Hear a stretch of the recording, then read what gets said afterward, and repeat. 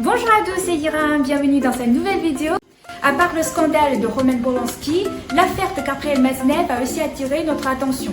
Cet écrivain accusé de pédocriminalité n'a jamais caché son attirance pour les très jeunes filles et garçons et c'était même l'objet d'un de ses livres, les moins de 16 ans. Je le connaissais personnellement en tant parce que j'étais facteur, je distribuais le courrier. Bon, j'ai peut-être parlé une ou deux fois bonjour comme ça avec lui, je peux dire que je le connaissais vraiment. Polanski, il n'a jamais dit oui, j'ai violé un tel. Maznev, depuis toujours, il y a des émissions très célèbres que je regardais qui étaient très connues avant, qui s'appelaient Apostrophe, où Maznev était invité et il se vantait déjà d'aller avec des jeunes filles de 13, 14 ans.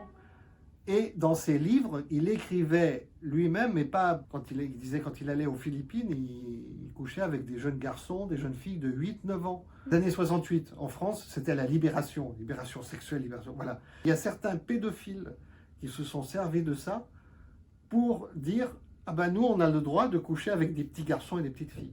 Ce qui est très bizarre, c'est qu'il y avait déjà des lois contre. La pédophilie était déjà condamnée à cette période. Mais comme c'était un milieu, tu sais, le milieu un peu bourgeois, des écrivains, ce qu'on appelle Saint-Germain-des-Prés, ça faisait presque bien.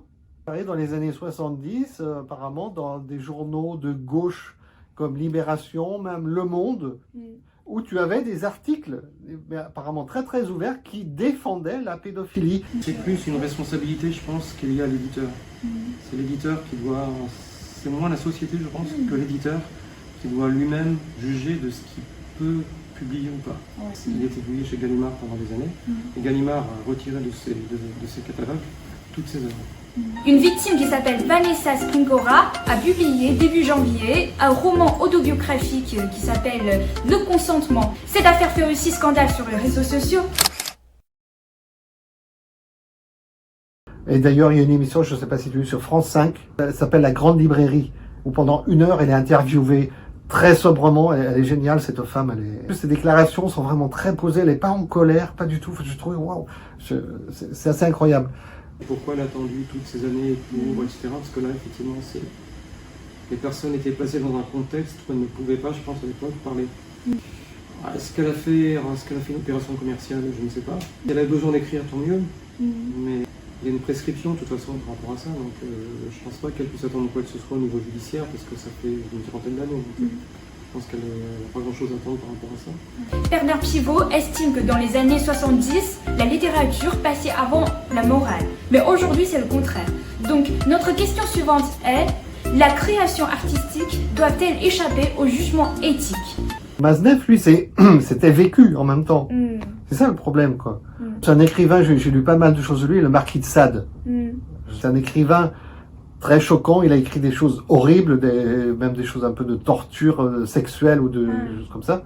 Marquis, lui, c'était dans l'imagination. C'est-à-dire pour l'imagination, il n'y a pas de limite, mais pour la réalité, il faut... c'est différent, parce que oui, quand on te dit c'est un roman, c'est sûr, si on écrit des choses, par exemple, contre les juifs ou autres, actuellement, ça c'est différent. Parce que ça amène c'est du racisme.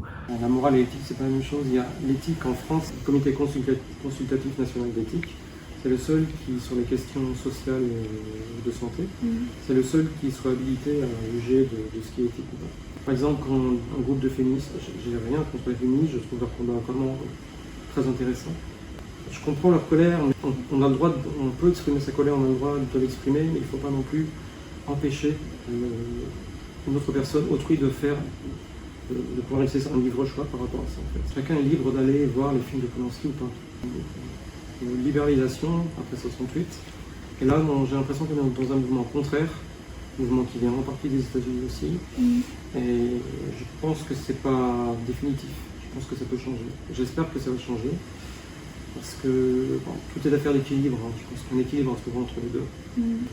Nabokov a écrit Lolita en 64. C'est un film très bon. Je ne suis pas sûr qu'aujourd'hui ce film aurait pu être fait, que ce roman aurait pu être écrit, parce que ça décrirait effectivement une relation entre une personne plus âgée et une jeune fille. Il y a d'autres écrivains, Céline par exemple, qui a écrit un des plus beaux romans sur la Première Guerre mondiale, Le Voyage au bout de la nuit. C'est une des plus belles choses écrites. Est-ce qu'il faut s'interdire de lire Le Voyage au bout de la nuit parce que 20 ans après, il a écrit des horreurs sur les Juifs? dans un livre qui s'appelle Une bagatelle pour un massacre.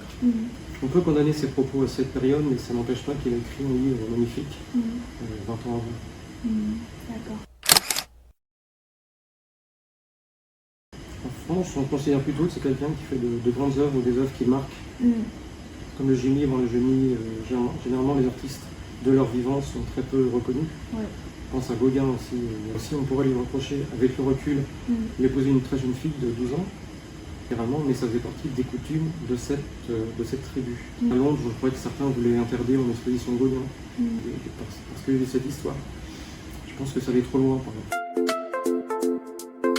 Je pense que chacun a ses propres idées, mais pour l'instant, deux actualités méritent notre attention. Le 13 février, la direction de l'Académie des Césars a annoncé cette démission collective. Cette décision intervient en pleine crise pour l'Académie entre dénonciation de l'opacité de sa gestion et la polémique Polanski. Et le lendemain, Benjamin Griveaux, l'un des principaux candidats à la mairie de Paris, a annoncé qu'il se retirait de la compétition à la suite d'une diffusion d'images privées à caractère sexuel. Si vous avez des commentaires, n'hésitez pas à nous partager. Je vous retrouve dans la prochaine vidéo. À bientôt.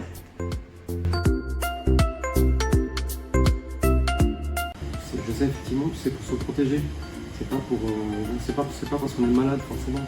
Mais en France, on n'est pas habitué du tout à ce genre de choses. Donc on imagine que quand quelqu'un porte un masque, c'est parce qu'il est malade. C'est très bête. Enfin, j'ai jamais compris ce genre de comportement en fait.